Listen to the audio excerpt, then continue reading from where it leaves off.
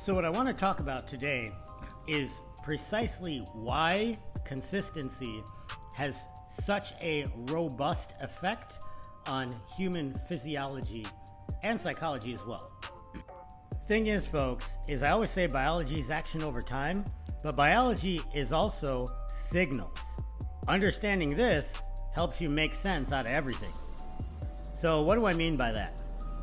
Take something simple like muscle growth. You do resistance training that sends a signal to the muscle that in response to the stress of the training, the response needs to be to grow back bigger or stronger, and possibly specific to the means in which we induce the stress in the first place, like stronger for a rapid rate of force development, stronger for higher rep ranges, etc. So we understand the outcome very well, but let's go back to the stress, the stimulus, the signal. Now I like to say principles over means and methods. So let's step laterally and talk about a signal that we're all familiar with. Sound that comes in waveform. The amplitude of the sound is in effect its volume, its loudness, all right? And then the time period of the sound wave indicates the duration of that loudness. So with that understanding, let's go back to signals in the human body. We can interpret them in much the same way in terms of their amplitude or their loudness, as well as the duration of the signal or how long that signal lasts.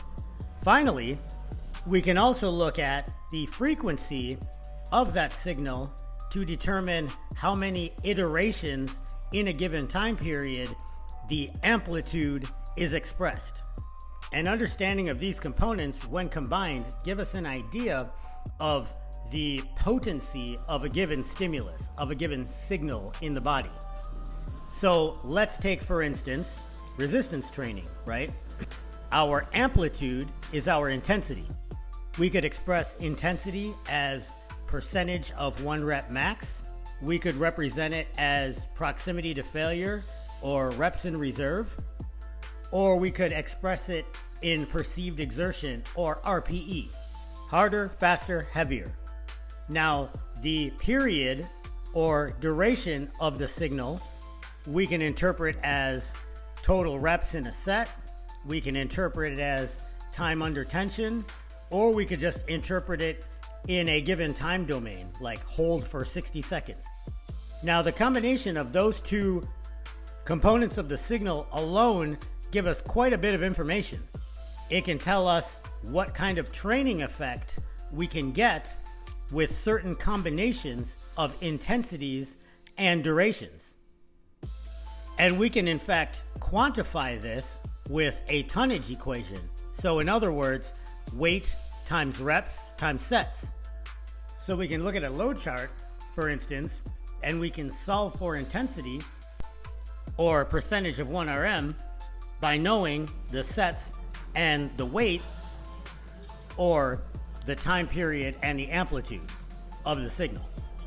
So many of you are like, all right, cool, but I didn't need to know all that to interpret a load chart. This much is true, but the principle applies to other things outside of just calculating your 1 RM.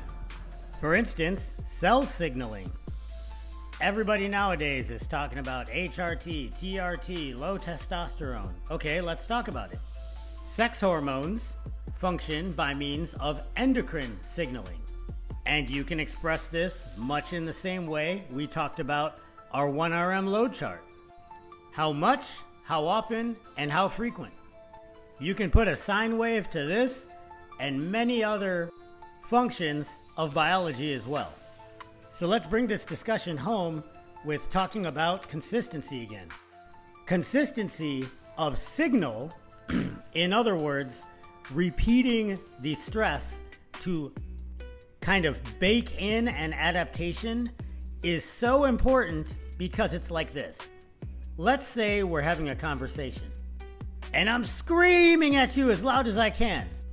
If I yell really loud once, you'll probably hear me, but you may or may not remember what I just said, because I only said it briefly, just really loud.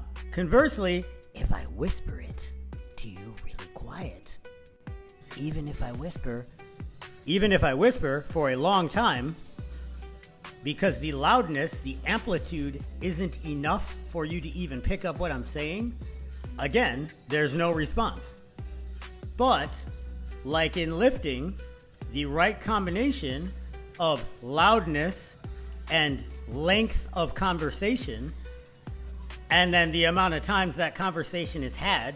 So like a good example would be safety briefs in the Army or toolbox talks in construction. Now we have a pretty robust, lasting adaptation. You can't just train once and get strong. You have to train over and over and over again.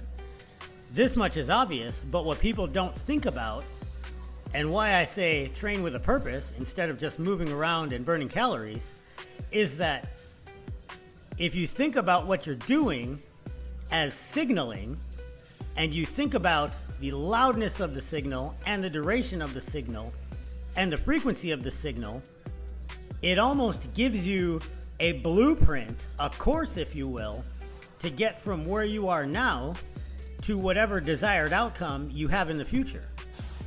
That outcome being the adaptation that happens after being exposed multiple times to that signal. So when you're training folks, whether it's lifting, whether it's your conditioning, or you can even apply this to learning, is the signal loud enough?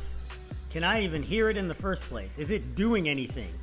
Does it pass the minimum threshold to at least have an effect? Then, am I subjecting myself to that signal for long enough for whatever message is in that volume to be heard?